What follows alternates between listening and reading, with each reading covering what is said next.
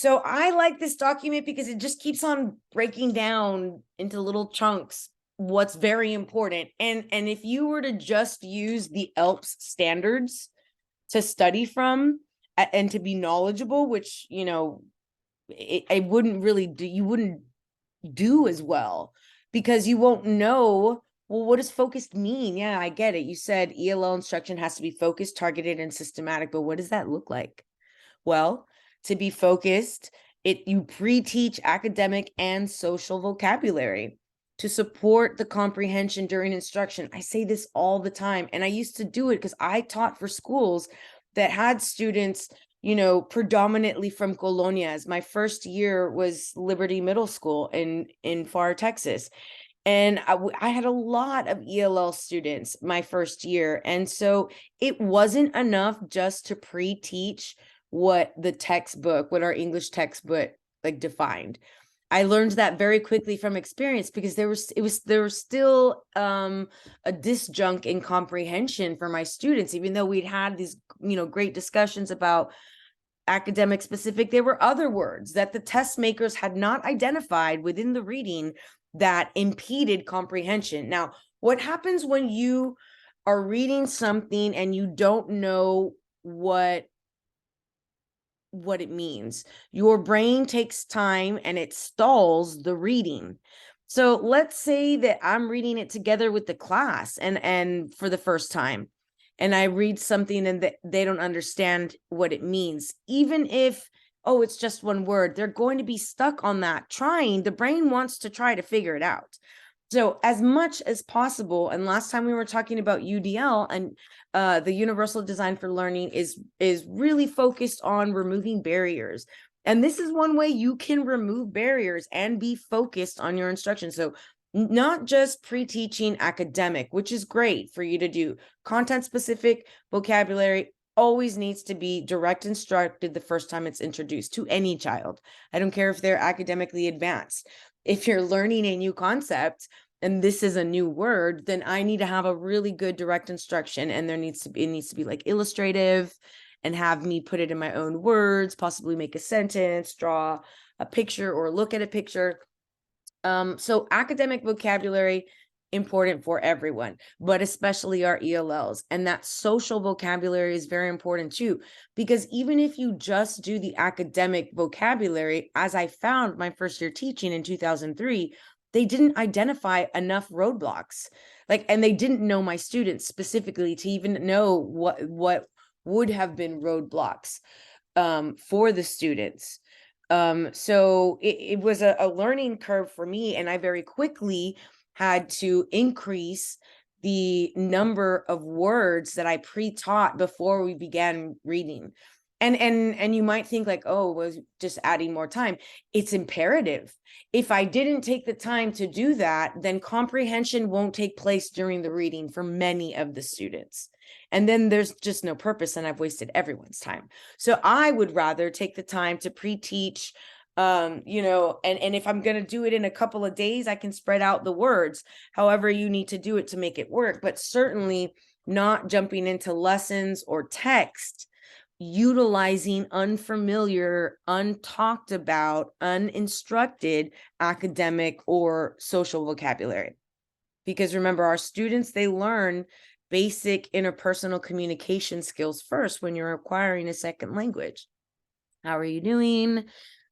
Was this week awesome or not? Are you going to watch, you know, a movie this weekend? Are you going, you know, can I go to the restroom? So even the most basic things for our beginners and our intermediates might need direct instruction, and there's nothing wrong with it. They're acquiring a whole new second language while simultaneously being asked to learn on grade level core area concepts and skills without the benefit of language first. So it's a crazy hard task, and they do it all the time. And then they become Spanish teachers and use what they know to be amazing Spanish teachers. So another way you can be focused is to build background knowledge. to ensure comprehension. And this one, I always think of it as a lesson trailer. And that's how I thought about it whenever I would be, trying to put it together during my planning period, and thinking about what visuals, what videos that I wanted to use to highlight or give background knowledge to what we were going to get into, to create excitement, if possible, to create wonder. Lots of ways that you can do that for your students to build background knowledge before you even begin a task. That means that you've given them possibly something to work with as far as prior knowledge is now concerned, and more foothold on the content. So organize group configurations to support all ELLs. That is just best practice for everyone. But of course, it matters when you're dealing with ELLs, like specifically, but it matters when you're dealing with anyone specifically. We spoke about this at length a couple of weeks ago about the difference between homogeneous grouping and heterogeneous grouping. And homogeneous grouping does not work well for anyone. I mean, it really just doesn't, even at the academically advanced areas. There's no growth if everyone is just on the same, and it's like sort of skating on it. And so nobody benefits from same level, language level, skill level. That there needs to be a mixture so that the students can grow and learn from each other. Using both formative and summative assessments, I thought it said consistently, but also constantly, so that you can adjust the level of linguistic accommodations provided. Like, you have beginners and you're not going to want to be pointing to things all the time, or as much as possible, not saying that you should not allow the students to use their first language, because you absolutely should. It is like the foundation with which a second language is acquired. But you certainly want to try to engage them. You might have to engage them a little bit in their first language in the beginning, but not continue on with that and not engage them in English, making sure that we are, utilizing the strategies and assessing them so that there's growth consistently in the listening skills, speaking skills, reading skills, and writing skills. So identify the lesson's language objectives. You've got to do it. And is Ms. Ramos here with us today? There's a practice question that we did, and she got that one right. But you don't just have an academic objective. Any amazing teacher will have a language objective as well. It's the law. But there's a lot of people, and in fact, my kids that are still in high school, there's 2 of them still in high school, they heard me giving like a lesson, and like a Saturday class, and afterwards they're like, my teacher's language objective has been on the board since August. And then my son chimes in and he's like, my teachers don't write language objectives. And I'm like, no way. I'm like, your English teacher doesn't write a language objective? Like, I am flabbergasted. And they were like, no, our English teachers do. But everybody really needs to be, because that helps you be targeted. And we need them, Mr. Barnes, to be fluent speakers in math, right? Discussing math concepts, not just, so that's why, any like all-star teacher is going to have their academic learning objective. Like, I think you were doing what was it? Polynomials. Yeah, you were doing polynomials, and then with the 10 different pictures or whatever. So your language objectives would be like, students will listen to other students discuss about polynomials, like talk about, and then something specific about polynomials, and write about something specific. And so every day you're hitting based on your content specific a listening, speaking, reading, and writing skill. It's a lot, But when people do instruction and support for ELPs and it's all hands on deck, they really can learn, and they're brilliant writers and thinkers, just like amazing. My best writers have always been advanced high ELL students. Like almost every time I have to struggle to think of like a non-ELL student that their writing was like spectacular. And I've thought about it for so long, and I think it's that they have access to double the vocabulary, and that in one language, for instance Spanish, like if he wants to say, or he or she wants to say something in a particular way in English, there's so many other words that mean the same thing in the other language, and so they have access to that, and they just use vocabulary, like I said, on a graduate level. Once they get to that area. Oh, here's Ms. Ramos.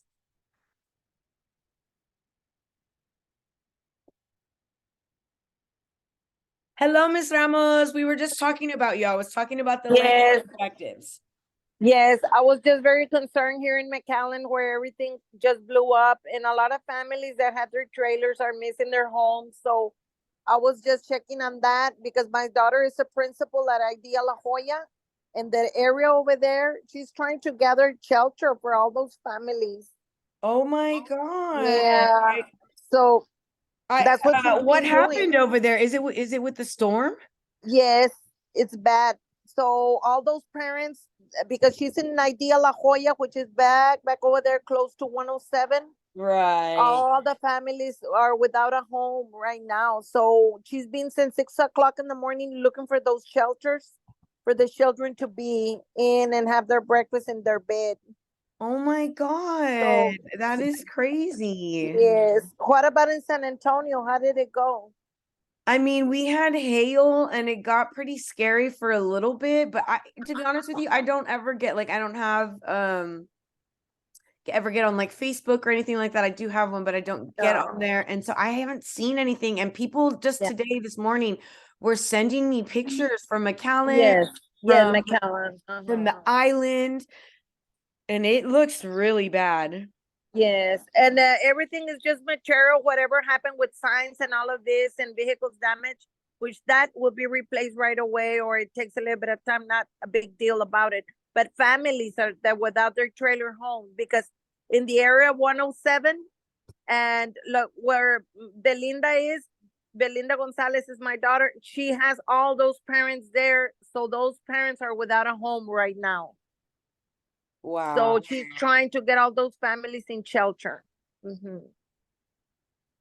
That is Yes. a lot. That is a lot for families to stay without their trailer homes. Yes, that is hard. It's devastating. Were there tornadoes? It was like a tornado, like an hour that lasted here in the valley, but it hit more 23rd, 20 like all 23rd going towards Harvey and towards 107. It hit Okay. that area. Yeah. But thank God everyone is safe. It was just like the concern is about their homes, but Yeah. Belinda's gathering all those shelters. Yeah. Oh, that's so hard for the kids. Think about it from a teacher perspective, from an educator perspective, and how like trauma is real. And if your house, gets demolished in a storm on a Friday night, I mean, that's devastating for those kids and that student population. Like they have to take the STAR next week, I think. That's a lot for the community and for those kids, but hopefully they'll who else is working with your daughter, like to coordinate? Mr. Zavala and the counselor are gathering right now. They're even in the IDEA vehicles because they have vans at IDEA. So they're traveling here to get the needs, to get everything they can gather, like blankets, clothes. They're doing all of that. And so counselor and Mr. Zavala, he's the vice principal. He's helping. He's helping my daughter. Yeah, can we do anything to help? I'm gonna ask Teacher Builder if they gonna, try to some way help. Maybe with blankets or yeah. We'll see. Thank you so much, Miss. Yes, absolutely. So identify the language objective. based on the ELP's cross-curricular student expectations. So the language objectives. Provide students with tools necessary to express themselves in oral and written forms of language. And when they're not just talking about, you know, pencils and paper, those aren't the tools that they're talking about, like utilizing sentence stems to help them form their written expression and even to help them form their oral expression.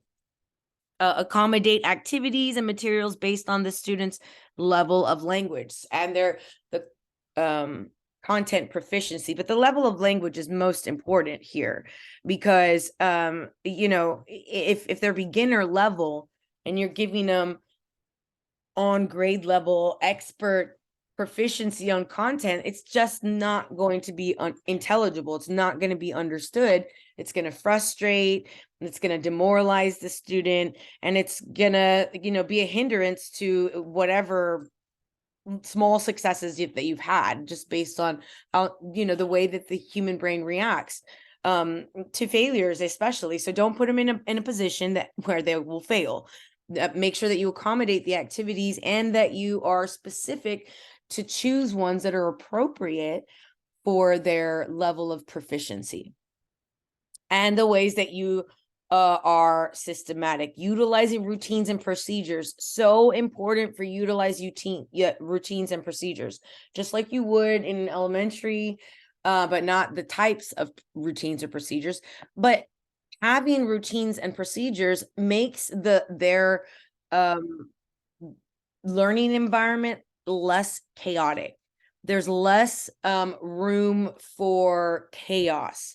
And you can concentrate on what's important instead of wandering around saying, what do I do with my paper? Like, instead of knowing exactly what, you know, what needs to be done.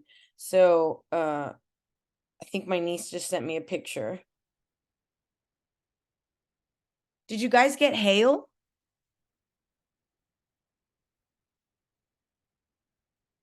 In the valley? We didn't Yes, get hail this time.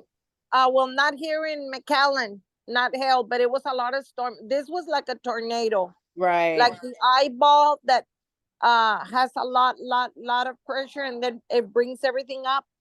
Yeah, but we didn't experiment this time hail. We did the past weeks, but not last night. Okay.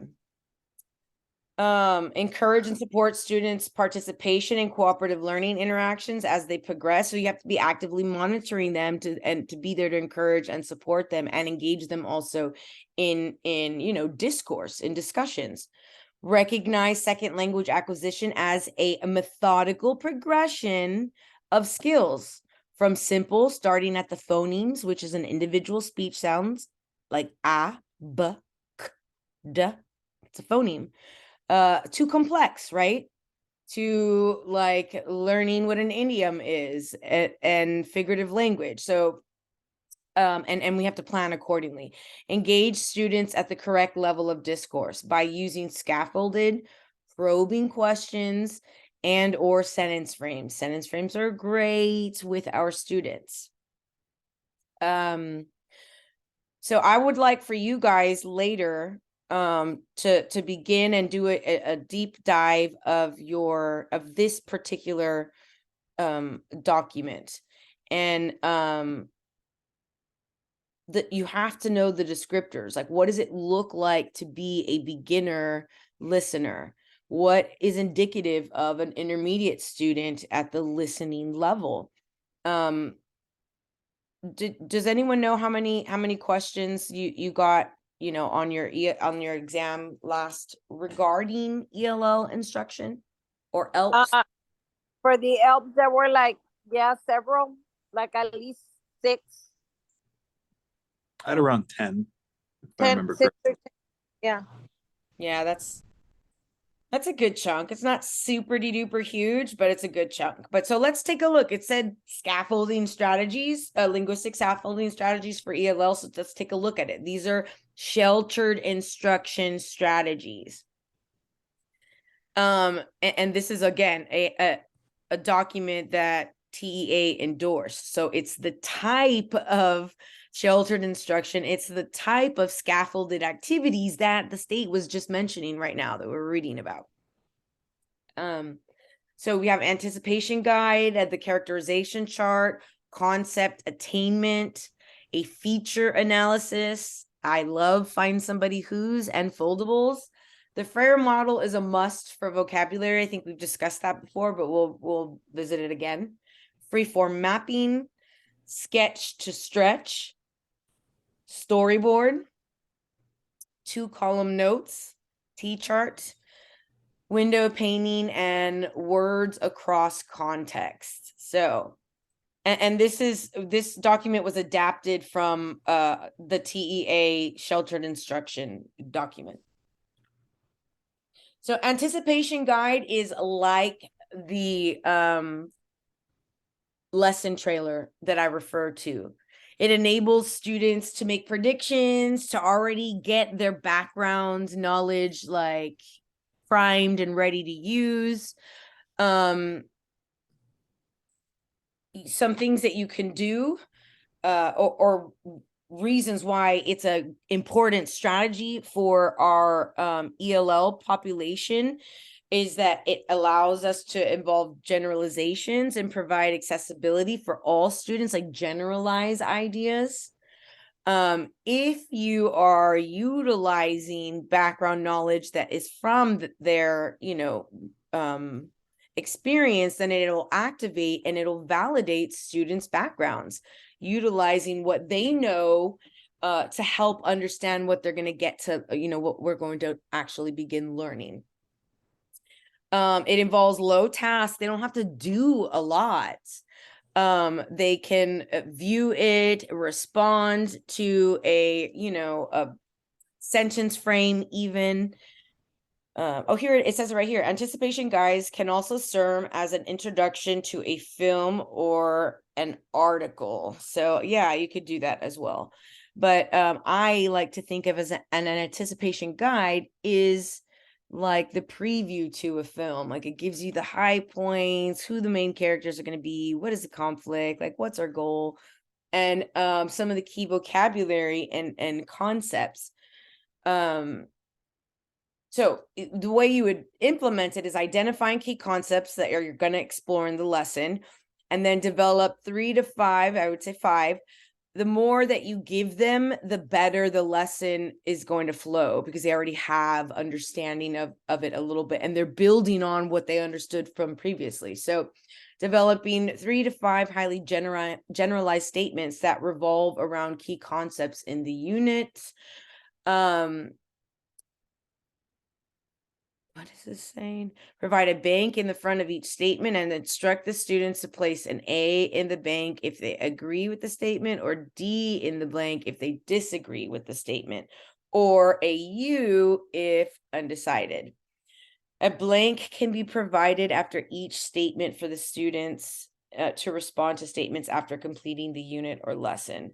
So how they feel about it afterwards. I never really did this with the blank statement. It was more of something that they viewed, but this is also an extension because it has them practicing the shorter statements, generalized, and they have to make a choice if they agree or disagree or if they're undecided, and then think about it afterwards. Allows meaning to be explored and negotiated. Maintain strong likelihood of instructional conversations, because if they've already thought about it and made a decision, then you'll be more apt to speak about it later when you ask those questions. And can be done orally and with pictures. So I mean, you can do it orally and with pictures even with beginners, and still build anticipation and building of knowledge prior. So here's an example of an anticipation guide, not what I would, but this is like the anticipation guide, what they would write, part of it. Agree or disagree.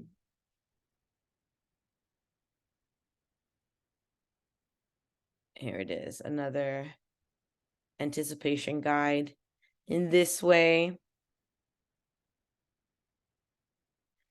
Characterization chart. It's an organizer, and graphic organizers are really, really important to use with our students, you know, to help them organize ideas and to help them see the way that certain like the form of certain thing, like cause and effect and other type things, to see the relationship amongst those different types of text. So this characterization chart helps them analyze a character. So you would designate the categories for characterization, and then the student completes the chart with the teacher designating the information for the chart. So it can be done cooperatively, can be done as a hands-on manipulative way of assembling pieces. And I actually had my students, and I had ELO students that were in there. They weren't any beginners, but there was definitely advanced and intermediate. But in my freshman English class, and we did a you know, in different groups, they did characterization on butcher boards, and they had to dress their character like they, you know, to express their personality, right? But also that would reflect their personality, but that also that was updated for, you know, the modern age. And then they put like characteristics and other things around, and then the students went around and they to different group members characters that were now on the wall, and they were like person sized, and different groups moved around. It was like a gallery walk, and they filled out, you know, their characterization charts and got information from each of the group's work. So there's lots of ways that you can do it, but it's always done cooperatively. It's a great way for them to talk about the content specific stuff. You can do it with pictures and just a few words, which is good for our beginner and intermediate students, so they can show you what they know while still utilizing content specific vocabulary. You can actually use it, you know, as an assessment.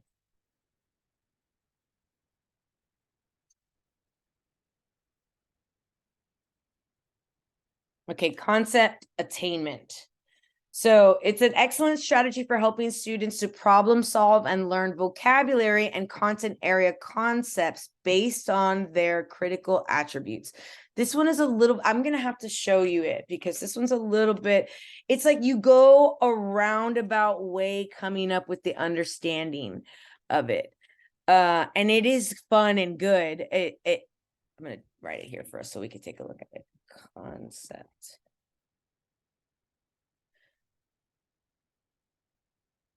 Oh, let's look at it for a science lesson.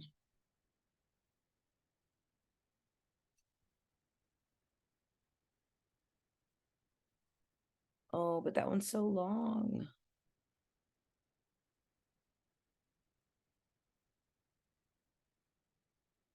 Here, we'll do this. Oh, I like the cult of pedagogy videos. I appreciate the cult of Hi, pedagogy. this is Jennifer Gonzalez for Cult of Pedagogy. Thank I'm you going to so demonstrate an much. instructional strategy called concept attainment. This is a really cool technique for introducing a new idea, for helping students grasp a concept that is abstract, complicated, or difficult to pin down with a simple definition. In science, this could be something like the concept of mammal, or in math, linear equation. It could be a social studies topic like communism, or a grammar term like noun. In health, it might be the characteristics of a balanced meal. In corporate training, the characteristics of effective feedback. In a place like culinary school, this may be the qualities of a good stock, or in music, the characteristics of the Baroque style. In PE, maybe it's the proper form of something like a golf swing. Here's how it works. First, the teacher shows a series of examples. We call these yes and no examples. The yes examples embody all of the qualities of the idea that you are trying to show them, and the no examples might have some, but So that concept attainment is you're showing them what it is and what it's not, and they have to come up with the concept themselves of what we're talking about. So it's pretty cool. And obviously, you got hail. Oh, no. not Sorry. all of those qualities. As they watch these examples, students develop a common definition for all of the yes examples, or they attempt to do this. They come up or derive meaning. They derive, like, what does the meaning mammal mean? If these are all examples of mammals, that common definition coming up with the language. This is an excellent strategy for our ELL students. It's an excellent strategy for everyone. And that's why I say ELL strategies are best practice for literally everyone. Then the students test and refine their list by looking at more examples. So I'm going to demonstrate this by showing you a short lesson on figurative language, which is a concept we look at in language arts or English classes. Now, before I start, I'll say something like this to my students. Today, we're going to study a technique that a lot of writers use. I'm not going to tell you the name of it just yet, but I will soon. If you guess it, just keep that to yourself for right now. First, I'll show you some examples that use this technique. I'll call these the yes examples. I'll also show you some examples that do not use this technique. I'll call these the no examples. Your job is to try to come up with a definition that describes all of the yes examples, something they all have in common. Think about your answer on your own at first, then I'll let you work with a partner after a few minutes. Think, pair, share. Ready? At the beginning, start with the simplest, most obvious kinds of examples so students can identify the basic characteristics. Here's a yes example of figurative language. Joe is a beast when he's hungry. And here is a no example. Joe is cranky when he's hungry. It's important that your no examples not be so obvious that they're not taken seriously. For example, if you're running a workshop on appropriate dress in the workplace, you don't want your no examples to be so outrageous that participants don't really have to think to discern a difference. Here's another yes example. This class is like a torture chamber. And a no, this class is boring. At this point, students should already be starting to develop a theory about the concept you're presenting. You might ask them to share their thoughts or keep silent. Now that you have these first few examples, show a few more, gradually adding more that stray from the basic level. On the yes side, I might add, the flowers smiled up at the sun, and on the no side, I had fun at the party. And in this case, I'm starting to not do such an even parallel between the two because I'm starting to want to broaden their understanding of this concept. I'll add, my computer refuses to cooperate. Now ask students to come up with a list of attributes that describe this concept. Okay, talk to your partner and see if you can come up with a description that all the yes examples fit into. In this case, some students initially thought that my examples were all similes and metaphors. They suggest these, so I put them down because we're sort of brainstorming right now. Then they looked more carefully at the last two yes examples and realized a more broad description was needed to cover all the examples. So we crossed those out and changed the definition to comparing something human to something not human. But then that idea was scrapped when they realized that class and torture chamber weren't exactly human and non-human items, so an even more broad definition was written, comparing two unlike things to make a point. So here they're starting to get the idea that figurative language is where you are using some sort of device to make a point instead of just saying it plainly. Now that students are satisfied with their definition, we test it by giving them more yes examples, hopefully some that might challenge the group's definition further. So I would add on, it's raining cats and dogs. Here they're still sort of comparing raining to the idea of cats and dogs flying out of the head or out of the sky to make a point. So this kind of fits definition, but then I give them this one. I'm dying of thirst. Now we're really starting to stretch. This is an example of hyperbole, so it's an exaggeration. After seeing two more yes examples, students revise their last definition, which was this, and they change it to this, saying something that isn't literally true, but gets a feeling across.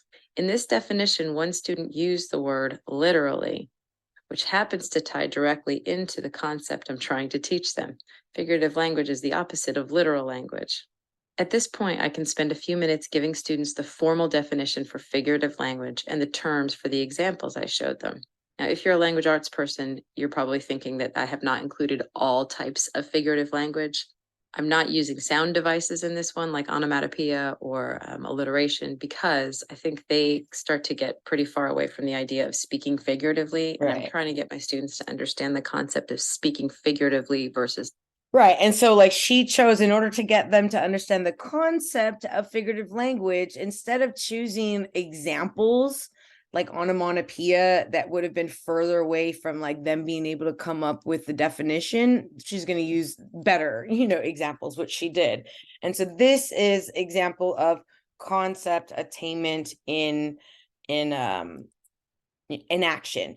It can be done with pictures, orally. It enables students to grasp key concepts, encourages oral responses that practice with listening and speaking skills, allows students to make their own concept attainment charts, and serves as an alternative assessment tool. So here's some examples of math.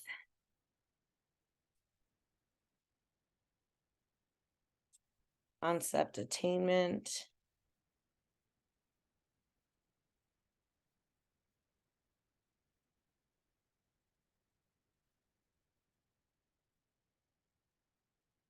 Feature analysis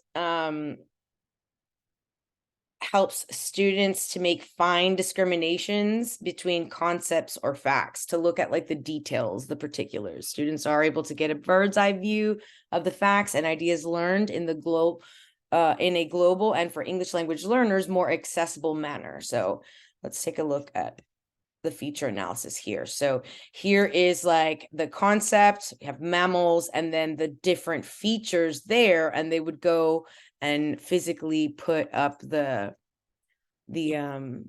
sticky notes or do it on their paper. Find somebody who, it's highly cooperative, like Jigsaw, and I love it. It's like a scavenger hunt.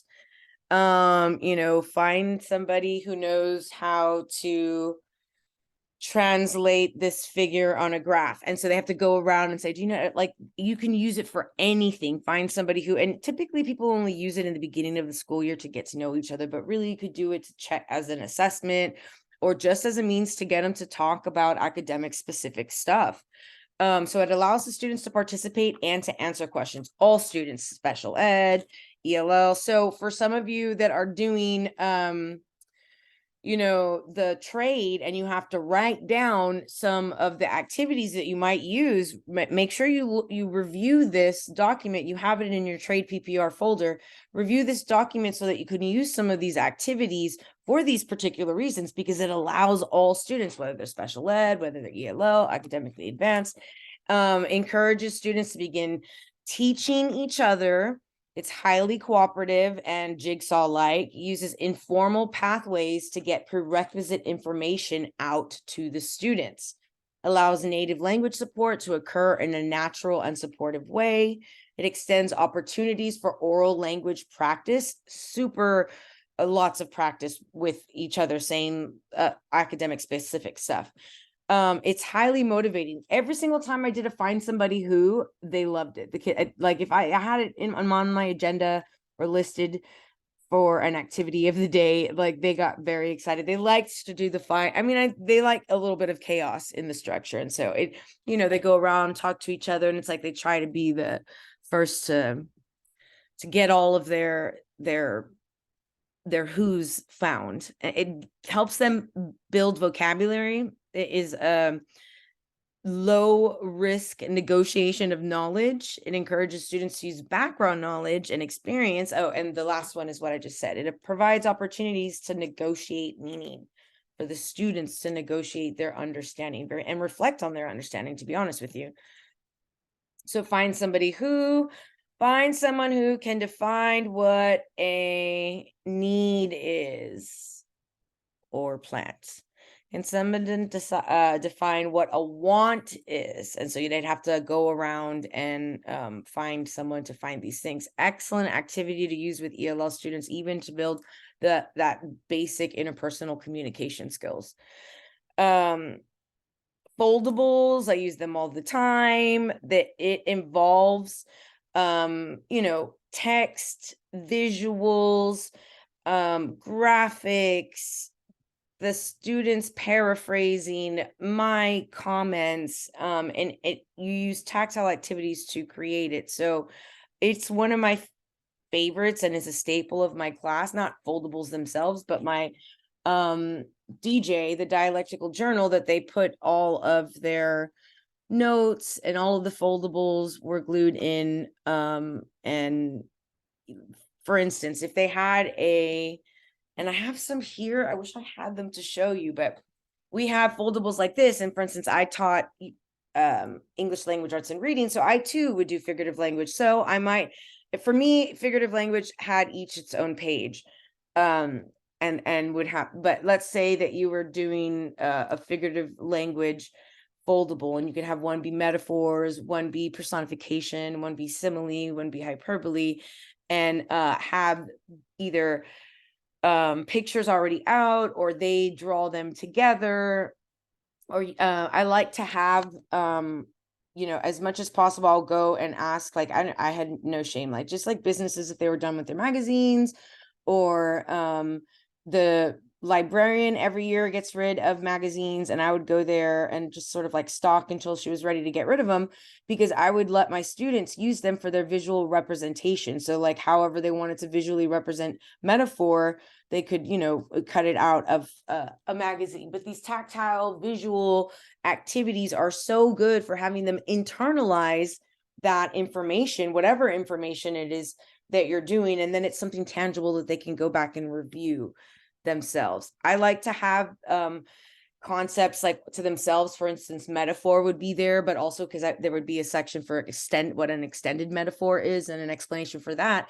But then also every time they've encountered a good metaphor in any of their readings, whether it be their personal readings or in class texts, they would get extra points for big projects if they wrote down the metaphor on the metaphor page and the book that they got it from. So like students would have on their metaphor page, like their own examples of metaphors from readings that they've done.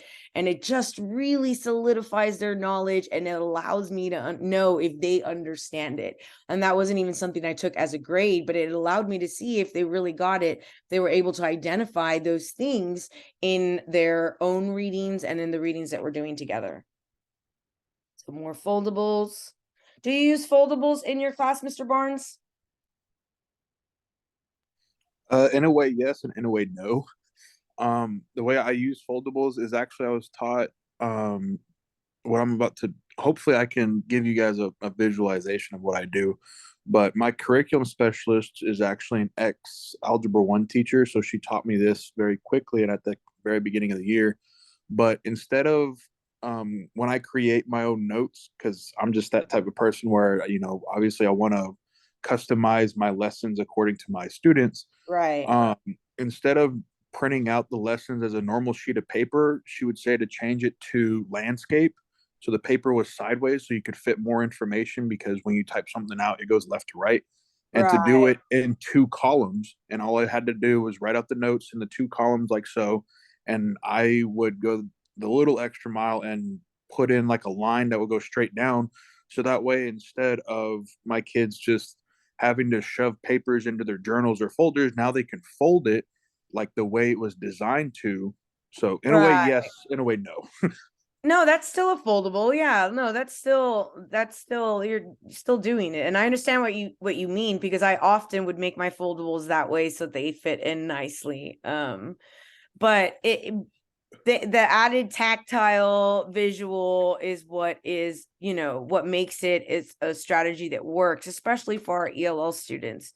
The Frayer model is the only model that I use to do vocabulary, which over and over again, academic specific vocabulary, content specific vocabulary must be direct instruction taught to your students before you begin a lesson, always and every single time. So I like the Frayer model because it's like very nice. Well, you can do it like this, and this is fancy, or like normally it's just like a box in the middle. But with the word in bold and either the definition that you have, normally I do the definition here or the definition here, it doesn't matter, whichever way you want to do it. But some people put non-examples, kind of like in content attainment, like what a no would be. And some people have them write a sentence, which I'm the English teacher, so I'm going to have you write a sentence instead of provide a non-example. And then the visual. And these were things that I also, like, I printed out the Frayer model, like slips, and then they had them to fill out and put in their journals. Freeform mapping is like bubble mapping, sort of. Semantic, it's a meaning mapping, right? Alternative to semantic mapping. So here is pet. in the middle, and then feelings like happy, here's a dog, they sleep, they play, they run, they walk, they drink water, they get hungry. And this was the free form mapping regarding pet. Could we add other things? Are there other things about pets that are not written here? Of course. And so it's just getting the students to talk and think about particular concepts and form the visual of what the concept of pet is and how many things are within that. Sketch to stretch. So this is, so it validates the student's interpretation of any text. And so the student creates a symbol from the text and generates an explanation of the symbol that they create. So they create something representative visually, and then describe what they did. And that's like the sketch, and then stretching their understanding, like trying to you know, tell you what it is that they saw as they drew that. And then the storyboard, where they draw and then write actions that are having are happening in each scene. You can also do it with in a jigsaw type cooperative style for each of them work. 2-column notes, kind of like the notes I use sometimes. Window painting here, changes in weather. So it's like visual and text, but not heavy on the text. And it just gives you an idea of what you might talk about when you talk about changes in weather. Difference in clothes, difference in sunshine and moisture, humidity, the seasons. Helps. You would typically want to do that before, and maybe even after, have them afterwards, you know, create a window pane to reflect their understanding of certain concepts. Ooh, this is nice. So this window painting is a little bit different. So there's like an order to it, right? So it's from egg to tadpole to adult frog, and then from butterfly to caterpillar to, from egg to caterpillar to butterfly, and then from egg to pupa to adult ant. And so you can have the students do gallery walks around and you know, have them make notes or leave sticky notes, like if they could see like what's going on in this one. These are the different stages for the different animals, and they should be able to ascertain that, you know, doing the gallery walk, looking at these. Words across contexts. Now we do this a lot in English language arts class, just because words have so many meanings. Like think about the word bat.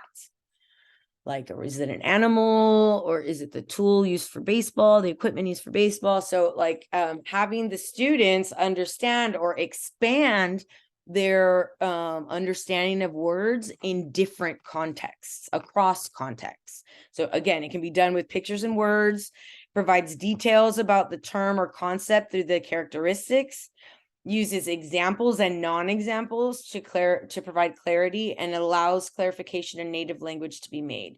And it can either be done cooperatively, providing needed interaction between even your beginner kids, because you do need interaction in order for them language learning to take place. And you're going to, if you have beginners, have some shy kids at first. It's a traumatic thing to come to a new place with a whole new language, and you're learning everything in that second language. So these activities help, as they say in Spanish, suelta la lengua, loosen the tongue and get them to, I think of these ideas in multiple ways. So mathematics. What would the word change mean with regard to mathematics? The word change, what does it mean? And they'd have to come up together to, you know, in a cooperative learning group. Well, what would it mean? Well, like math, you would get changed at the store. Oh yeah, money changed. And that's what the pictures of it. So they could write down like what it means in mathematics, change, what it means as far as science, what does it mean as far as government or language arts. And they would have to come up for, you know, the ways in which the word change means something just slightly different in all of these contexts, getting them a deeper understanding of the language. So that's it for this one. And I wanted to make sure we went through this in its entirety, because these are some of the, highly featured, sheltered instructional strategies that you can use for your ELL students. And as I say, I just think it's best practice for everyone. But for the, purposes of this exam, it's best practice for everyone. It just is. Let's review really quickly our keywords and phrases before we look at some questions. When you see most appropriate, most beneficial, you should think to yourself that they've given you more than one reasonable response, more than one appropriate response, but one is most because of the keywords and phrases that they used, because of the goal in the scenario, either the goal for the students or the goal for the teacher, whatever it may be. You should be on high alert and make sure that your analysis of keywords and phrases is, thorough. ELLs, we just went through a whole bunch of instruction regarding our English language learners. So when you see the word ELL, EL learner, beginner, ELL, intermediate, you should immediately start to think of all these different things, the ELP standards, pre-teaching vocabulary, utilizing visuals, sentence stems and frames, not just for writing, but also for speaking opportunities, utilizing think, pair, share, finding every opportunity and activity to get them to listen, to speak, and to talk, creating background knowledge. All of those things that we just looked at should pop into your head as best practice when you see that there. And think about that when you're trying to choose the most appropriate response for this particular population. Age group or grade level. If they mention Miss Sauceda's 3rd grade class, or Miss Sauceda's group of 8-year-olds or 7 and 8-year-olds, if they give you an age group or a grade level, they are more than likely trying to give you a hint. They want for you to take into consideration age and grade level, more so age, but likewise, because when you think about the grade level, you think about their age group, and how does their development affect what is best practice for you. Like, what is best developmental practice for the age group or grade level that they state in the scenario? So they want for you to think of some sort of developmental theories and take that into consideration in order to get the most appropriate response or the most beneficial activity. So cognitive theories, emotional, physical, social, emotional, consider those before you choose your best and most appropriate response. What do we know about early child, EC through 6? They have lower attention spans. So like kindergarten through 3rd grade, low attention spans. They also lack the ability for abstraction. Abstraction means that you can think about and understand things that aren't clear to you and that you haven't seen before, and that you can't, that you're able to visualize based on what you know about other things, and you sort of like synthesize that to get an idea. They're not there yet. They don't have enough life experiences. They don't have enough neurons. And so it's our job to help them, by giving them concrete instruction where they have a multitude of experiences so that they're able to abstract really well later on. So we do different things. We plan differently, especially our day for early child, talking about reducing transitions, making sure we have routines and procedures available and consistent for the transition periods so that they're the least chaotic and that we can maximize instruction time, which is always our goal. Oral language proficiency. When you see that, oral language means listening and speaking. Listening and speaking. So if they mention that the teacher wants to increase their oral language proficiency or get them more oral language practice, then the activity that is there has to include listening and speaking. It's got to include that in order for it to be something, an activity that would help build that skill. They must be listening and speaking. Student motivation. If they say student engagement, student motivation, we're talking about the student wanting to do the work. And so there are two ways to motivate: intrinsic and extrinsic, and in is inside and ex is outside.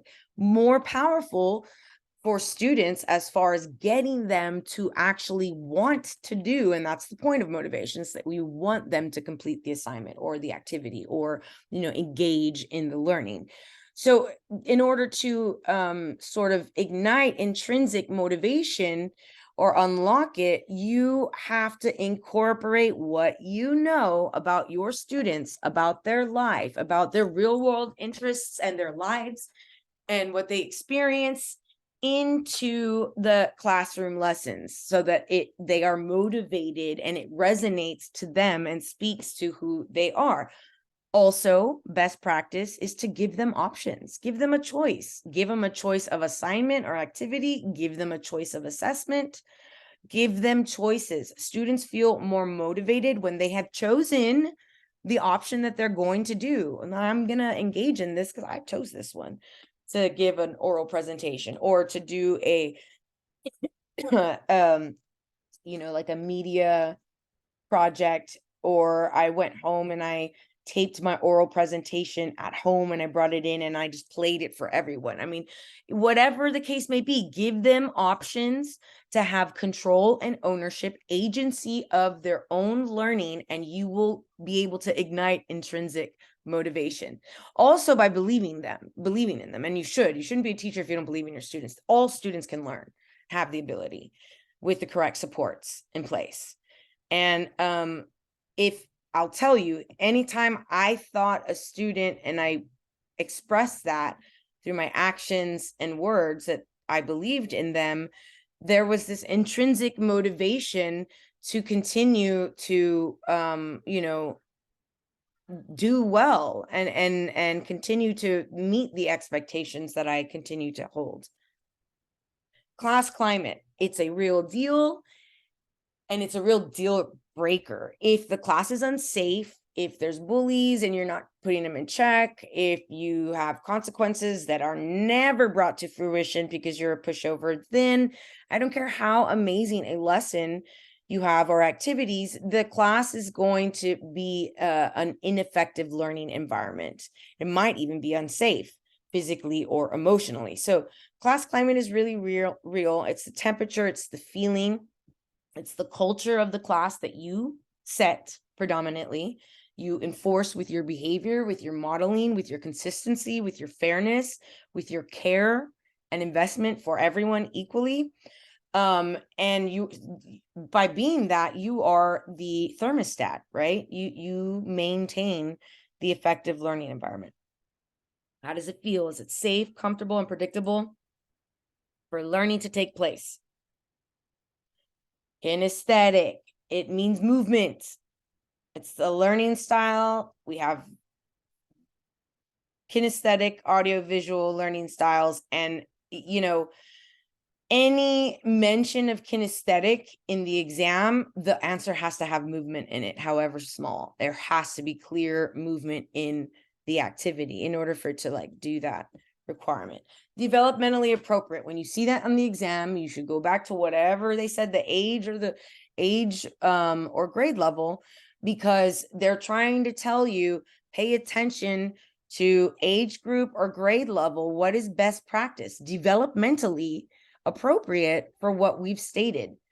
Students are generally in groupable categories. You have EC, early child, the middle grade, and high school. And so the plan or the activity needs to be appropriate for the developmental area that they're in, stage that they're in, I should say. All right. Do I have any questions so far, guys? None from me so far. So none for me too, but I just need to know all these PowerPoint I will get in the else instruction, right? Yeah, everything is in the Google Drive. You do have access to the Google Drive, correct? Yeah, I have this once. Yeah, I have. Okay, excellent. So here's your ELPS instructional tool, and this one is really great. And I know we looked at it before, but let me just pop back in because I know I didn't show you my favorite part of it. Here it is. So here it gives you like a summarization of what beginner listening skills look like, what beginner intermediate looks like. I'm sorry, not what a summarization of what you would be doing. So for listening, you're going to be using maximum linguistic support, such as visuals, gestures, slower speech, other verbal cues, multiple myriad, many millions checks for understanding. Because remember, guys, our beginner students don't even have the language to say, I don't understand. So you are going to have to be vigilant in your needs assessment, constantly checking for understanding, and allow clarification in native language, including assistance from peers. And then it gives you particular classroom activities, particular teacher supports, and particular student outcomes that you should see for beginners if you do these things. And the same for intermediate. And so go through these and see, what is best practice. They've given it to us here. And it tells you tips. Speak in a clear, concise manner and implement gestures for added emphasis when presenting new content. Listening activities should be followed up with speaking, reading, and writing activities so students can internalize the content they heard. Which is why when I have you guys watch my videos on YouTube and I tell you to take out your standards and I want you to annotate, I want you to follow up your listening skills with reading and writing skills as well. If I've asked you guys many times, I don't know if many of you do it, but you should, because it internalizes your knowledge even further. But speak to your partner, speak to your friends, speak to your brother, your sister, your kids. Tell them, did you know that beginner students, like, try to orally discuss these concepts with someone. That solidifies your knowledge internally. We know if the students can discuss these concepts, these knowledge and skills, that they understand it. That's how we know it. And so writing, paraphrasing things, writing notes for different sections, like just going through here and saying best practice for beginners in listening, speaking, reading, and writing. Bam, that's what I got. Best practice for intermediate, listening, speaking, reading, and writing, these supports, and that's what I've got. But you have to go through this document, write them down. I could go through, provide them, copy and paste in one document where it's like all of them on one for beginner, all of them, but you don't get to internalize it. The careful reading, the writing of it, which is a tactile, kinesthetic, further internalizing it. And like I said, if you're able to discuss this with someone, just sort of explain, this is the supports that we give beginner students in the different areas, then you're going to know it better for the exam. Hmm. And do this one.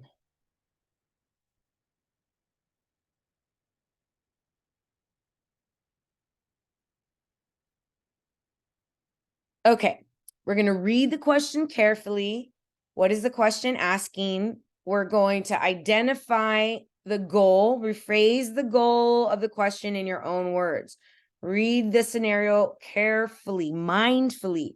What is the teacher's goal in the question? If you can, state it in a sentence, like in layman's terms, in basic talk. What are they looking for? Is it the teacher's goal to increase student participation? Is the teacher's goal to increase higher order thinking activities? Are they trying to incorporate more technology in the lesson? Is the goal for the educator to increase parental involvement? State it for yourself explicitly. Formulate the main goal for the teacher or the class in a scenario. Formulate it into a sentence. Their goal is to increase oral language proficiency for beginner students. If that's the case, then that's the main goal. And the answer choice has to address that specifically. Find clues on how to answer the question in the keywords and the phrases. I always say the devil is in the details. Then the clues or the details are the keywords and phrases. So Does the scenario or the question identify any special populations? Did they say formative or did they say summative? Did they use the word metacognition? Did they use the word inquiry? Those are keywords and phrases. Inquiry, you want to say it in layman's terms, just means questioning, questions. That's inquiry. Metacognition is thinking about your thinking. Formative, they help us form our instruction. It can be both informal and formal, and this is the most important part of it. They take place before or during the lesson or instruction. Summative happens in summary after all learning has taken place at the end of the year. Di que te fue bien. Like, don't say I didn't do anything for you. This is how you did for the rest of the year. And there's no redirection or no instruction or nothing. Now, could a teacher the next year use a summative exam from the year before to help? Yes, you could. But, and that could be in a way helping you form instruction. But as definition is concerned and as form and function, summative exams take place after all learning has taken place. So what keywords and phrases have they given you? Did they give you a grade level or an age group that they might want for you to be thinking about developmental information? Did they mention special ed or 504 or GT? Academically advanced, economically disadvantaged? Did they mention English language learners? If they did, it's important. Those can be keywords and phrases that you do not want to miss out on. Other keyword and phrases that's not listed here, but I hope it's listed on a subsequent slide, is the time marker, right? If they say, you know, what should be Miss Sauceda's first step or next step, or before Miss Sauceda begins her lesson, or during Miss Sauceda's lesson, or after Miss Sauceda's lesson is complete. Those beginning, before, during, after, first, second, third, last, at the beginning of the year or during the end of the year, like all of that time information is important to how we react and what is best practice or most appropriate. So what is the question asking? What is the teacher's goal in the scenario? And state it in a sentence, right? Try to. So let's take a look at this. During a parent-teacher conference, the parents of a middle school student comment that their 11-year-old son, Ralph, is much more argumentative than he was a year ago. Ralph is becoming more vocal with his opinions when they differ from others. An important point for the teacher to make in response is that students making the transition into early adolescence typically demonstrate what? Lots of words that they've said for us. What is going on? What is the question asking us? What are the keywords and phrases? And what is the goal here in the scenario?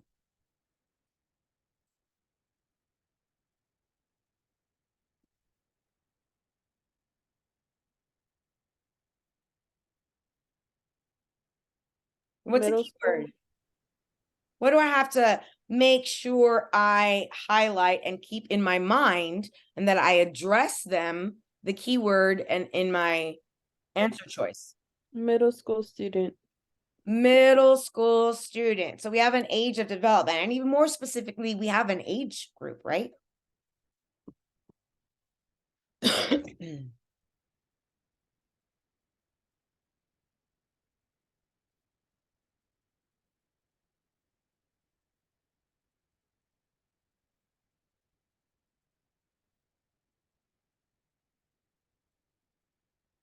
What else, guys?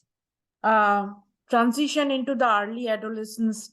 that word. Transition. It's a transition, and typically demonstrate. So to put it in layman's words, in our own words, we're looking for the best way for this teacher to explain what's going on with their early adolescent 11-year-old Ralph, who is being more vocal with his opinions when they differ from other.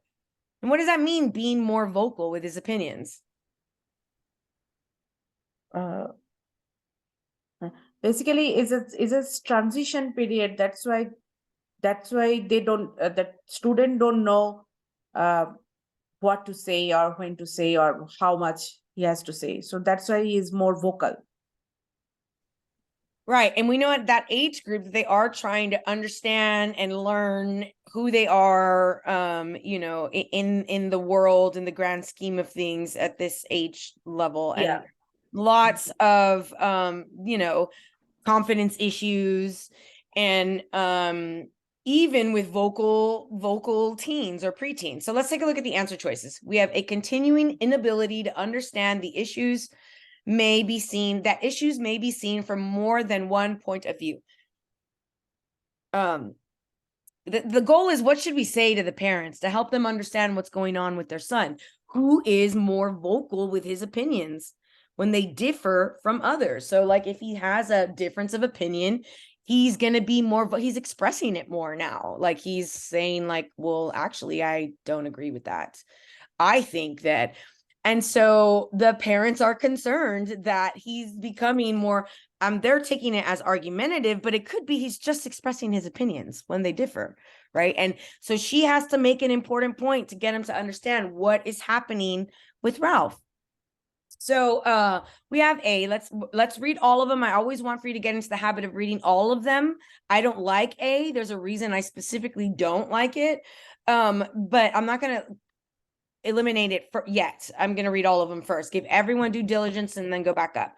A marked increase in self-confidence in both social, emotional, and cognitive domains. An increasing indifference to what the adults closest to them think. It's supposed to say think, but it doesn't. A growing ability to express their own thoughts and challenge others' thinking. So, what can we eliminate and why would we do so and bet ourselves $5? I would say C. Yeah, C, no. And A. Thank you, and A. Why is A not it also? They're talking about his inability to understand. Yeah, that's like, no, this is so negative. It's never going to be a negative, it's never going to be a negative response. Plus, you're speaking to parents, so that they would take that very offensively. Right, absolutely. Yeah, and that's not even what's going on here. That's not even what's happening developmentally. And they're not increasing indifference to what adults closest. All middle school kids react the same way. And it's like they're all going through the same steps of transition. They just all do it at different times. Some way you might be at 11, it might be later on, or it might even be earlier. So we're left with those two. And what would be best practice for her to explain what is going on? If this was the scenario, I would maybe bet against B, because I mean, the key word that I would think of in D, why it would be right, is growing ability, because this is a growing child. Right. And they did say that it's coming off as argumentative. The parents said that, right? Then they explained what they meant by that. But increased self-confidence in both social, emotional, and cognitive, he probably wouldn't come off as argumentative if he had such an increase in social, emotional skills, right? So although they might be increasing, this is not what is like characteristic of that, and doesn't even really jive with what we're seeing here. If he did have an increase in social emotional skills, you understand awareness, you understand other people's perspectives, so you're able to be vocal about your opinions and not really come off as argumentative so much as someone who's discussing or sharing their viewpoints. So I would say B is not the right answer, and you're right. D is the right answer, because he's 11 and he hasn't solidified it yet. He's growing. He's growing in his ability to express their own thoughts and challenge others' thinking. He doesn't have the handle on it 100% yet, right? Which is why he's coming off as argumentative. So yeah, just burgeoning with those skills, a growing ability. So D is the best answer. Also saying that they describe it as argumentative, but being argumentative does not mean that a child is growing in self-confidence either. Exactly. It can mean just that they're being defensive. If anything, that's the opposite. Exactly. It is the opposite. Yes, it is the opposite. So those keywords and phrases really, really help because I also thought for a minute that maybe B, but then right away I was like, no, not, because right away A and C look wrong. But if you'll look, B is also, you know, wrong, just wrong. Miss Garcia, did you have a question? Yes, ma'am. I was just gonna, well, I am asking, are we gonna be able to go over my test results? Yes, absolutely. Absolutely. For sure. Like Yeah. we did, I know that, you had said that we were gonna go over some questions, so I Yeah, we just, can share yours. We don't have to do this. We don't have to practice with these. We can share. I'm going to stop my share and allow you to share so that we can bring up some of those areas of need. Like I said, it's going to be helpful, beneficial to everyone. I'm going to stop my recording because I feel like Pearson would sue me if I like break them down on my videos, which I'm pretty sure I've already done at some point. okay, ma'am. Let me